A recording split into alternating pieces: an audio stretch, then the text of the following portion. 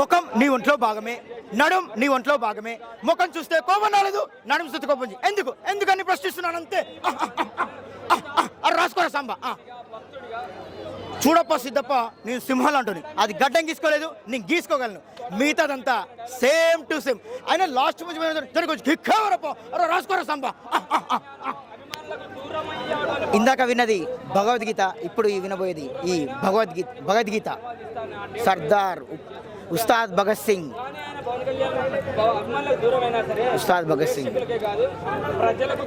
సరిపోతే చెప్పాల. స్టోరీ అంతా కూడా పాత సినిమాల్ని మిక్స్ చేసినట్టు. స్టోరీ అంతా కూడా పాత సినిమాల్ని మిక్స్ చేసిన. లేదండి, తప్పుతమ్ములు పెన్ను ఉన్నది కానీ కలం ఉన్నది కానీ రాయడం, పేపర్ కానీ చింపడం కదా తమ్ముడు.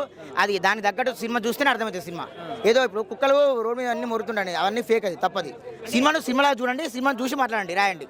అంటే హరిశంకర్ గారు కూడా ఓన్లీ ఫ్యాన్స్ కోసం మాత్రమే సినిమా తీశాడు. లేదు ఫేక్ అది లేదు. ఇది కుటుంబ కథా చిత్రం, love, emotional, family, action, fights, songs, everything అన్ని చాలా అంటే చాలా అద్భుతంగా తీశాడు.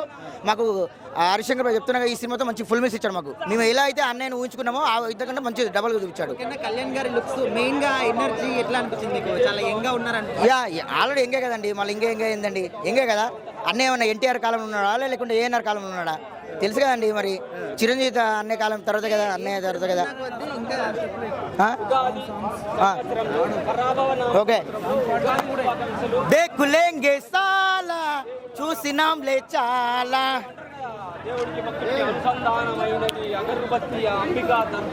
సాంగ్స్ మీరు యాడ్ చేసుకోండి మరి. కారంలో మహేష్ బాబు సాంగ్ మీద కూడా పవన్ కళ్యాణ్ ఆడడం జరిగింది, కుర్చీ మడత పెట్టి అని. మహేష్ బాబు ఫ్యాన్స్ కూడా చాలా హ్యాపీగా ఫీల్ అవుతారు ఈ సాంగ్ని.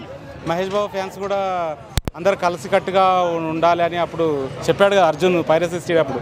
మహేష్ బాబు తోటి సహాయ నటుడి సాంగ్ మీద తను చిందులేయడం చాలా మంచిగా అనిపించింది. ఓవరాల్గా స్టోరీ అంతా కూడా పాత సినిమాని ఒక్కొక్క సినిమా నుంచి ఒకటి తీసుకున్నట్టు అనిపిస్తుంది. ఇప్పుడు స్టోరీ పరంగా ఒకటండి, స్టోరీ ఏంటంటే ఇప్పుడు స్టోరీలు అన్ని రొటీన్గా ఉన్న స్టోరీసే ఉన్నాయి. ఇంకా కొత్త స్టోరీని క్రియేట్ చేయాలంటే కొన్ని వేల లక్షల సినిమాలు వస్తున్నాయి. ఇప్పుడు కొత్తదనం అంటే స్టోరీని లైన్ని మనం ఎంచుకోవద్దు. మనం అక్కడ మార్కు పవన్ కళ్యాణ్ మార్క్ ఉందా లేదా అనేది చూసుకోవాలి. పవన్ కళ్యాణ్ మార్క్ మాత్రం వెరీ ఎక్సలెంట్, చాలా బాగా తీశారు.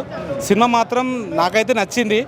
మిగతా వాళ్ళకు మీకు మరి చూస్తే తెలుస్తుంది, అది ఒక్కొక్కళ్ళ అభిప్రాయం ఒక్కోలా ఉంటాయి అంతే. మనం చూస్తున్నంతసేపు కళ్యాణ్ గారి ఆ ఎనర్జీ కానీ లుక్స్ కానీ ముఖ్యంగా డాన్స్ చేశారు అంటున్నారు, ఎట్లా అనిపించింది మీకు? కళ్యాణ్ గారి ఎనర్జీ మాత్రం ఏమాత్రం తగ్గలేదని నేను సభాముఖంగా చెప్పుకుంటున్నాను. ఏ మాత్రం తగ్గలేదు కళ్యాణ్ గారిది.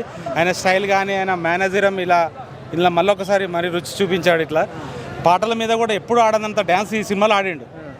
అది ఏంటది ఆ సాంగ్, దేకిలేంగే సాలా అని ఇలా అంటాడు కదా, ఆ సాంగ్ చాలా బాగా ఆడాడు.